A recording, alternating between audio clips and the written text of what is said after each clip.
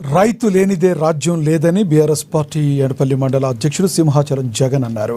రాజారాంపల్లి రాష్ట్ర రహదారిపై ధర్నా కార్యక్రమం నిర్వహించారు. కాంగ్రెస్ ప్రభుత్వంలో రైతులకు యూరియా కరువైందని ఆయన ఆరోపించారు. రైతులను కష్టపెట్టడం సరికాదని మండిపడ్డారు.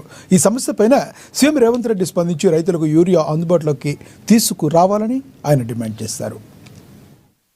రేవంత్ రెడ్డి ప్రభుత్వం ఉన్నదో తప్పకుండా వచ్చేటువంటి స్థానిక సంస్థలకు గట్టిగా బుద్ధి చెప్తారు. ఎందుకంటే గత 10 సంవత్సరాల కాలంలో బీఆర్ఎస్ ప్రభుత్వం ఉన్నన్ని రోజులు రైతులకు కష్టం విలువ తెలియకుండా రైతుల యొక్క అభివృద్ధి కృషి ధ్యేయంగా, రైతుల యొక్క సంక్షేమ ధ్యేయంగా ఆనాటి మా ముఖ్యమంత్రి, తెలంగాణ రాష్ట్ర తొలి ముఖ్యమంత్రి గౌరవనీయులు కేసీఆర్ గారు రైతు పక్షపాతిగా ఉంటే, ఈనాడు రేవంత్ రెడ్డి గారు రైతు యొక్క పక్షపాతిగా మిగులుతా ఉండడం చెప్పి సందర్భంగా తెలియజేసుకుంటా ఉన్నా. ఏదైతే మార్పు తీసుకువస్తాం, తప్పకుండా ఆనాటి రోజులు తీసుకువస్తామని చెప్పేసి ఏదైతే ప్రగల్భాలు పలికి గద్దెనెక్కిరో ప్రజలందరూ గమనిస్తా ఉన్నారు.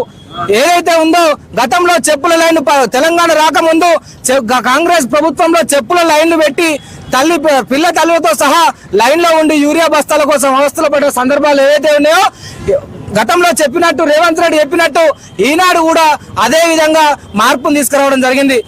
ఆవిర్భావం రాకముందు కేసీఆర్ గారు అన్ని గ్రామాలలో కలియ తిరిగి రైతన్నల కష్టాలను చూసి ఈ తెలంగాణ వచ్చినాక ప్రతి రైతాంగాన్ని ఆదుకొని రైతుల పక్షాన ఉండి రైతును రాజును చేయాలనే సంకల్పంతో తెలంగాణ రాగానే ఈ ప్రపంచ ప్రసిద్ధిగాంచిన కాళేశ్వరం ప్రాజెక్టును కట్టారు.